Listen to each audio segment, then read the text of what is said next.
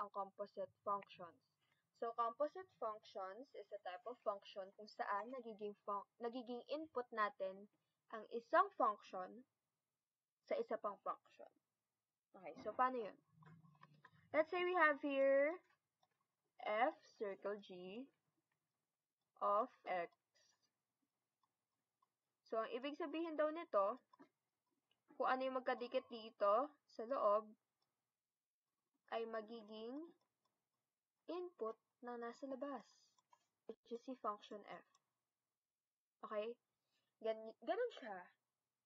Tapos kung mapapansin nyo, paano ko siya sinulat? Maliit yung magkatabi, di ba? Si g of x, mas maliit kay function f. So, ganun din dapat. Okay, para hindi kayo malito. Ulit. Let's say, for example, ganito. F circle g of h of x. So, ito muna. Dito muna kayo sa loob. Liitan nyo muna yung sulat nyo sa pinaka-loob. So, g has an input of h of x. Diba, papaliit ng, naging small mo na yung font ko, tapos papalaki siya. Tapos, magiging function siya ni f. Diba, ganun na siya. Okay, that's for composite functions. Okay, don't worry guys, I'm still gonna guide you. Wow! Gonna guide you. Okay, so, we have here 3 examples, diba? Actually, hindi nyo pa alam na may 3 examples, pero, ayan. So, before starting, tingin muna kayo dito sa tatlong function na nasa taas. We have here function f, function g, and function h. Function f is equal to x plus 1. Function g is equal to x squared. Function h is equal to the square root of x. Okay. Solve muna tayo sa number 1. We have here f circle g of 4. Oh, so paano yan? Una nyo gagawin, kumalma kayo. Titingin lang kayo dito sa magkatabi. O, sino ba yung magkatabi dyan? Si g at saka si 4. So, ibig sabihin, una nyo isulat is si g of 4. Kaya maliit lang yung sulat nyo. Tapos si g of 4 ay magiging input ng ating function f. Okay? So, ganyan siya. Ngayon, solve separately. Pinakaloob muna kayo mag-start. Okay? Sa pinakaloob muna kayo mag-start. Mamaya ako sasabihin kung bakit. Okay? Solving for g of 4. Okay. Ang function g natin ay, ito, si x squared. Tapos, substitute natin si 4 kay x. So, g of 4 is equal to 4 squared. And 4 squared is equal to positive 16. Okay? So, ibig sabihin, ang g of 4 natin ay equal sa 16, diba?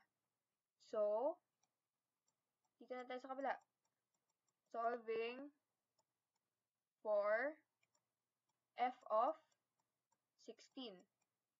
Kasi, g of 4 is equal to 16. O, diba? Ganun lang siya.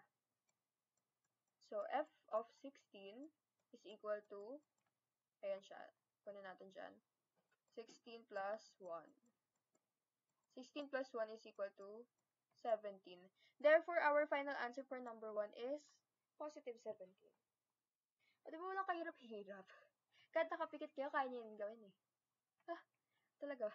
Okay. Dito naman tayo kay number 2. G circle f of 2. O, start muna kayo sa pinakaloob. Si f of 2. Maliit lang yung sulat nyo dyan. Of 2. Next, lakaran nyo na yung sulat nyo. That is an input of function g. So, function g will have an input of f of 2. Okay? So, start muna tayo sa pinakaloob. Okay, pinakaloob. F of 2. Solving for f of 2. Okay? function f natin ay x plus 1. So, f of 2 is equal to 2 plus 1. 2 plus 1 is equal to 3. Okay?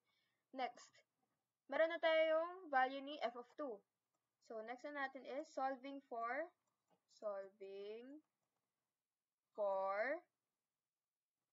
g of positive 3. O, bakit positive 3? Kasi f of 2 is equal to 3. This one is equal to this one. Diba? So, yun. Function g is equal to x squared. So, x squared. So, shoot natin si 3 kay x. So, 3 squared is equal to positive 9. Therefore, our answer for number 2 is equal to positive 9. Diba? Ganun lang siya. O, dito na tayo kay number 3. Para naman may level. O may challenge. Oh, challenge. Sige, ganito. Turuan ko kayo technique kapag nakaka-encounter kayo ng ganito. Tawag ko dito mga complex composite functions eh. So, wala namang pinagkaiba dito. Ibahin nyo lang yung way ng pagsulat nyo. I mean, yung size ng font ng sulat nyo. Diba sabi ko sa inyo, kung ano yung magkatabi, yun yung pinakamaliit. O, ganun pa rin dito. Diba ito yung magkatabi, si G at saka si H of 2. So, ibig sabihin, maliit silang dalawa. So, G of H of 2. Tapos, papalaki na siya. This will become an input of function f. Ayan.